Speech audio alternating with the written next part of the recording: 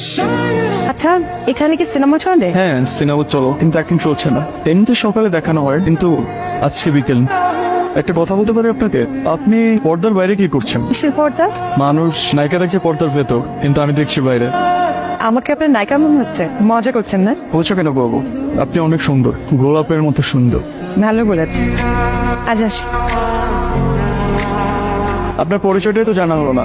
আমার নাম মীরা, এই শহরে থাকি ভাইয়ের বাসায়, ছাত্র পড়াই।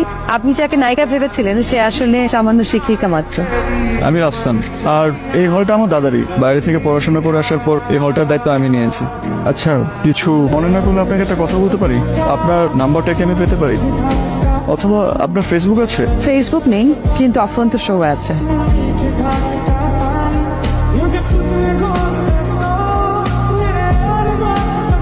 আপনাকে এখানে ডাকলাম, আপনার সমস্যা নেই তো? সমস্যা কেন বাবু? আমার জীবনে আলাদা করে সমস্যা বলতে কিছুই নেই। একটা মানুষের জীবনে সমস্যা বলতে কিছু নেই। বই পড়েন? হুমায়ুন আহমেদ প্রিয়? অনেক বেশি।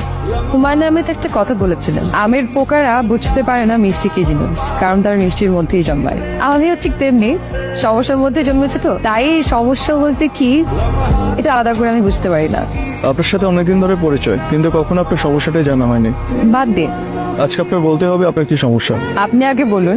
এত গুরুত্ব দিচ্ছেন যে, অবহেলা করবেন না তো পরে। আপনার এমনটা কেন মনে হলো? আমার ইনটিউশন খুব ভালো। আমি ভালোবাসা দেরিতে বুঝলেও অবহেলাটা খুব দ্রুতই টের পাই। সত্যি শুনলেন? আপনি বলুন, আমি শুনবো। মা বাবা নেই আমার, ভাইয়ের বাসায় থাকি। সাবধানে যাও। হ্যাঁ, আমার কথা তো শুনবি না? না রে, বাড়ির থেকে বের করতে চাইতেছি। এক সপ্তাহের মধ্যে তুই বিয়ের জন্য রাজি হবি। এমন জাতি আমি মরে গেলে আমি লোককে বিয়ে করবো না ভাবি। আমি বিয়ে না করে মরতেও দেবো না। আপনার টাকা পয়সা রাখো। তুই আমার আপন ভাই না হইয়া আপন ভাই থেকে অনেক বেশি করতেছিস। এটার করে রাখেন। বিয়েতে কিন্তু অনেক খরচপাতি আছে। আর আমি টেনশনে আছি আমার বিয়েটা হয় কি হয় না। তোমার কথাগুলো তো সেট করেও কিন্তু হয় কিচ্ছু হবে না, আমি সব ঠিক করে ফেলেছি। আরে কাজ তো শেষের দিকে। আগে তোদের বিয়াটা দিব, তারপর ওর ভাইরে জানাবো। তারপর তুই এসে বলবি তোরা বিয়া করে বাসায় চলে আসছিস। মীরা, ঘর থেকে আরেক ঘরে আসতে এত সময় লাগে? টিউশনের জন্য রেডি হচ্ছিলাম। আজকে আসার সময় আমার সাথে দেখা করে আসবি, আর বাসায় তাড়াতাড়ি আসবি। বাইরে কি করো সেটা আমি ভালো করেই জানি।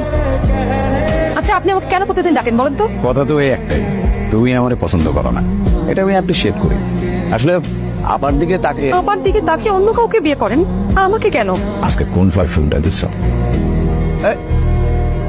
আমি একটু গ্রামের বাড়ি যাবো, দেখি জায়গাটা একেবারে বিক্রি করে আসা যায় কিনা। জায়গাটা যদি বিক্রি করে ফেলতে পারি, টাকা পয়সা দিয়ে মীরাকে বিয়ে সাথে দিয়ে দেবো। এইটা একটা ভালো সিদ্ধান্ত নিস। আর আসতে 2-1 দিন লাগতে পারো। সাবধানে থেকে। হ্যাঁ, সাবধানে যাও। বলেন না কবুল। কবুল বল। শুভ কাজে এরকম দেরি হইলে হয়। এই কবুল বলো, কবুল বলো। কিন্তু কাজী সাহেব, আপনি দেখতে পাচ্ছেন আমাদের জোর করে বিয়ে দিচ্ছে। তোর তো আজকে কবুল বলতে বিয়ের শখ মেটা না? ভাই, আমার বোনের জন্য যা করলেন ভাই, সারা জীবন মনে থাকবে। আমি একজন বিকৃত মস্তিষ্কে নারী পাচারকারী। আপনাকে অসংখ্য ধন্যবাদ। আপনি যদি কিছু না মনে করেন, আমি আপনাকে একটা কথা বলতে চাই। আপনার বোনটা আপনার বাসায় ভালো নেই, তার ভাবি তাকে দেখতে পারে না। আপনি যদি অনুমতি দেন, আমি আপনার বোনকে বিয়ে করতে চাই। এটা তো আমাদের জন্য বড় পাওয়া।